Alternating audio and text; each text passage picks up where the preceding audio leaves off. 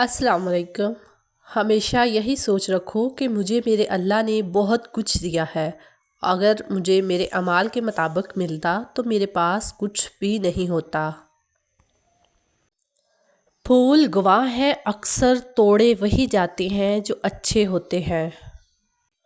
آج کے دن اپنے پیاروں کی قبروں پر نہیں گئے، گھر میں بیٹھے ہو، جنت البقیع یاد کرو، ایک قبر کئی برسوں سے ویران ہے۔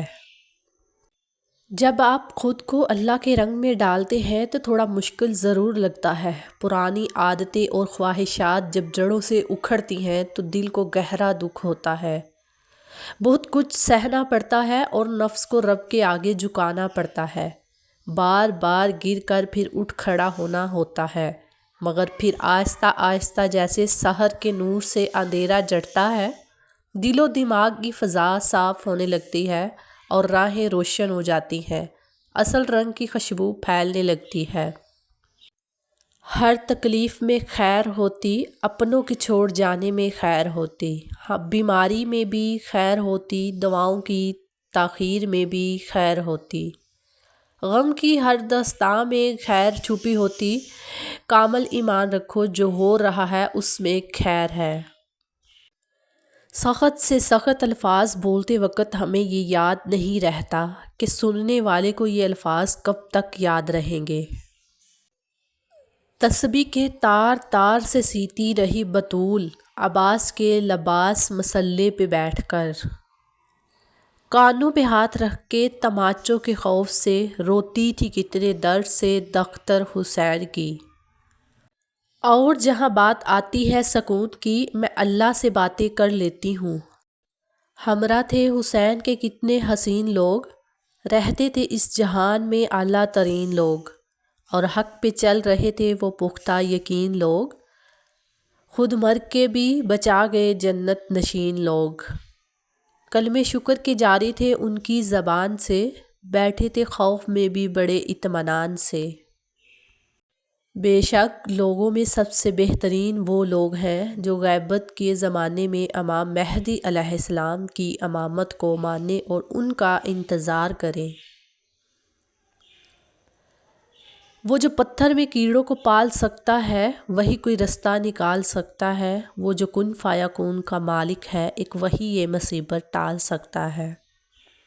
بڑی حیرت سے تکتے ہیں فرشتے ذکر صلی اللہ علیہ وآلہ وسلم کرنے والے کو، نیکیوں اور درجات کی بلندی کے ساتھ ہی گناہوں میں کمی اور پھر رب العزت کے ساتھ قربت میں اضافہ۔ اور رفتہ رفتہ جب میں نے زندگی کو سمجھنا شروع کر دیا تو پتہ چلا زندگی تو صبر کے سوا کچھ بھی نہیں۔ کوئی بچھڑ گیا تو صبر، کوئی روٹھ گیا تو صبر، کسی نے کردار پہ انگلی اٹھا دی تو صبر، جو مانگا نہ ملا تو صبر۔ یا اللہ مجھے لوگوں کی حقیقتیں نہ دکھا کہ اس سے فقط میرا دل جلتا ہے، مجھے خاموشی سے میری لا علمی میں ان کے شر سے محفوظ فرما، آمین۔ بچپن کی وہ امیری نہ جانے کہاں چلی گئی، جب پانی میں ہمارے بھی جہاز چلا کرتے تھے۔ چھوڑا اگر حسین کو جنت نہ پاؤ گے، سارے جہاں کو حر نے خبردار کر دیا۔ حجاب میں بھی جہاں سے گزرنا مشکل تھا، وہاں پر کیسے کھلے سر کھڑی رہی زینب۔ صبر کا اجر دیر سے سہی، مگر اللہ کی طرف سے بہترین ملتا ہے۔ چار چار بیٹیاں رخصت ہو جاتی ہیں باپ کے گھر سے کھیل کود کر، اور بہویں آتے ہی ناپ دیتی ہیں کہ گھر بہت چھوٹا ہے۔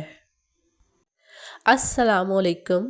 اے ہمارے رب، ہماری پریشانیوں کو دور فرما، حاسدوں کے حسد اور شیطان کی شر سے بچا، دلی سکون اور اپنی محبت عطا فرما، اور بیماروں کو شفائے کاملہ عطا فرما، آمین یا رب العالمین۔ سنت رسول اللہ صلی اللہ علیہ وآلہ وسلم، جب کسی کے دروازے پر آتے تو بالکل سامنے کھڑے نہ ہوتے بلکہ دائیں طرف یا بائیں طرف کھڑے ہوتے اور السلام علیکم فرماتے۔ قبر میں کیڑے نہیں پڑیں گے، فرمان مصطفیٰ صلی اللہ علیہ وآلہ وسلم۔ ثواب کی خاطر اذان دینے والا اس شہید کی مانند ہے جو خون میں لتھڑا ہوا ہے، اور جب مرے گا قبر میں اس کے جسم میں کیڑے نہیں پڑیں گے۔ جب دعا سے بات نہ بنے تو فیصلہ اللہ پر چھوڑ دیں، اللہ اپنے بندے کے حق میں بہتر فیصلہ کرتا ہے۔ فرمانے آخری نبی صلی اللہ علیہ وآلہ وسلم، عورت چھپانے کے لائق ہے، لہٰذا اس کو پردے میں رہنا چاہیے۔ جب کوئی عورت باہر نکلتی ہے تو شیطان اس کو جھانک جھانک کر دیکھتا ہے۔ نعمت شکر چاہتی ہے اور مصیبت صبر چاہتی ہے، جبکہ گناہ استغفار کا محتاج ہوتا ہے۔ جس نے صبر، شکر اور استغفار کو اپنا لیا اس نے کامیابی حاصل کر لی۔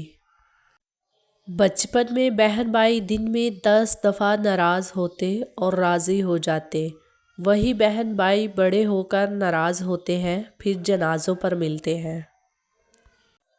جب تم چوں چرا نہ کرو گے، شکر کرو گے اور ناشکری نہ کرو گے، راضی رہو گے، ناراض نہ ہوں گے، مطمئن رہو گے، شک نہ کرو گے، تو تمہاری ہر تکلیف میں تم سے کہا جائے گا، کیا اللہ اپنے بندے کو کافی نہیں؟